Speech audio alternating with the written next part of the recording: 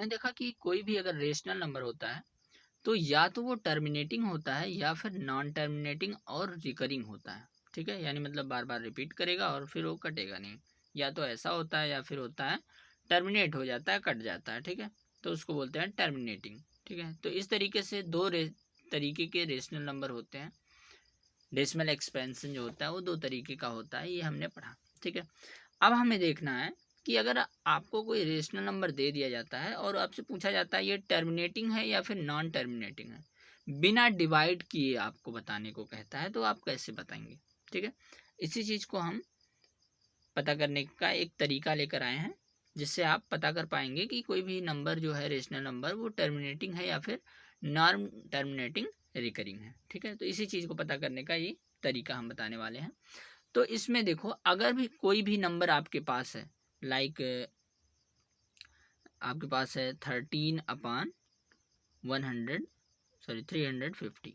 ठीक है, इस तरीके से आपके पास कोई एक बड़ा सा नंबर है और पूछा जा रहा है कि बताओ ये नंबर जो है वो नॉन टर्मिनेटिंग रिकरिंग है या फिर टर्मिनेटिंग है। ठीक है, तो इसको हम किस तरीके से पता कर पाएंगे, इसी को हम इसमें देखेंगे। ठीक है, तो हम क्या करेंगे, ऊपर वाले को ऐसे ही लिख देते हैं। ठीक है, 13 और अपान में हम इसको बदलने की कोशिश करते हैं कुछ इस तरीके से।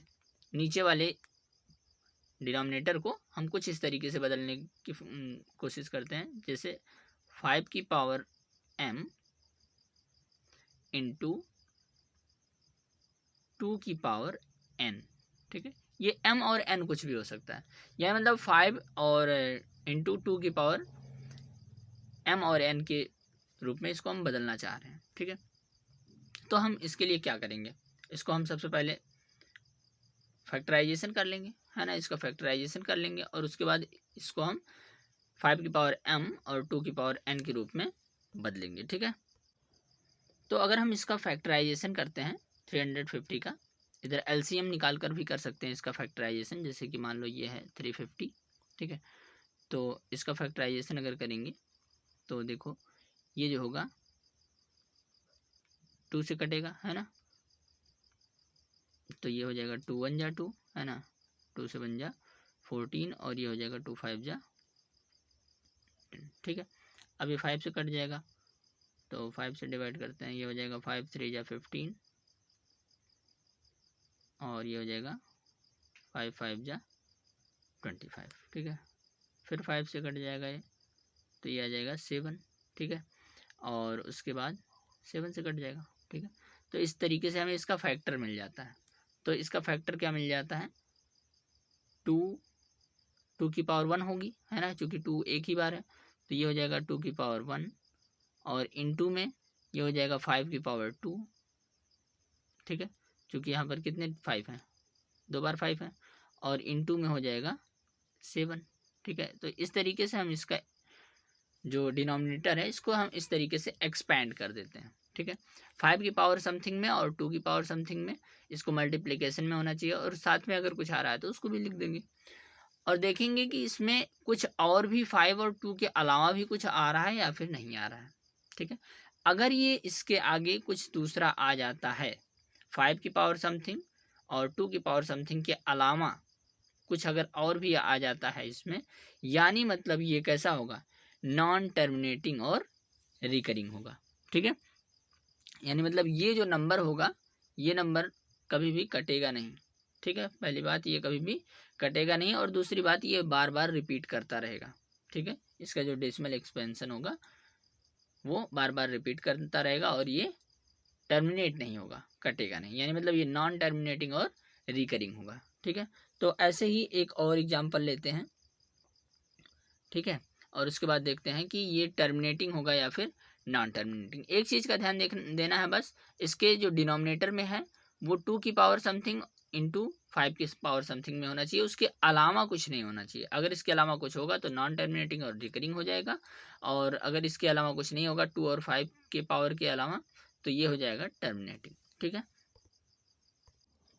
तो इस तरीके से ये नॉन टर्मिनेटिंग और रिकरिंग होगा। ठीक है, तो एक और दूसरा एग्जांपल लेते हैं, ये है 179 और अपान में ले लेते हैं 250। ठीक है, पिछली बार 350 था, बार 250 लेते हैं, ठीक है। और अब इसको हम ऊपर वाले को ऐसे ही लिख लेते हैं 179, ठीक है, और नीचे वाले को 2 की पावर समथिंग और 5 की पावर समथिंग में लिखेंगे, ठीक है। पहले फैक्टराइजेशन कर लेते हैं, तो ये हो जाएगा 2 इंटू 5 इंटू 5 इंटू 5, ठीक है। अब इस ये हो जाएगा इसका फैक्टराइजेशन, ठीक है। इसको करके देख लेना, अगर नहीं आ रहा है तो इस तरीके से एलसीएम निकालोगे और ये वाला जो इधर का होगा वही हो जाएगा ये, ठीक है। और इसको हम और शॉर्ट में करेंगे तो ये हो जाएगा 179 अपान में 2 जो है एक ही बार है तो 2 इंटू हो जाएगा, और 5 जो है वो 3 टाइम्स है, यानी मतलब 5 की पावर 3 हो जाएगी, ठीक है। तो ये देखो 2 और 5 के पावर के मल्टीप्लिकेशन के रूप में इसको लिखा गया है, ठीक है। तो इस तरीके से हम इसको कह सकते हैं, ये जो होगा ये टर्मिनेटिंग होगा, ठीक है। ये नंबर जो है वो कट जाएगा, ठीक है। तो इस तरीके से हम पता कर सकते हैं कि ये टर्मिनेटिंग होगा या फिर नॉन टर्मिनेटिंग और रिकरिंग होगा, ठीक है। तो ये जो दूसरा वाला था एग्जाम्पल हमारा, ये होगा हमारा टर्मिनेटिंग, चूँकि इसके जो डिनोमिनेटर हैं उसको हम 2 की पावर समथिंग इंटू 5 की पावर समथिंग के रूप में इसको हमने लिख दिया है, ठीक है। ये 1 है। तो इस तरीके से हमने पता करना सीखा कि कोई भी अगर रेशनल नंबर दिया जाएगा तो वो टर्मिनेटिंग और नॉन टर्मिनेटिंग रिकरिंग इसमें से क्या होगा, ठीक है। तो इस फार्मूले का, इस तरीके का इस रूल का यूज करके हम पता कर सकते हैं, ठीक है। तो ऐसे ही पढ़ते रहिए।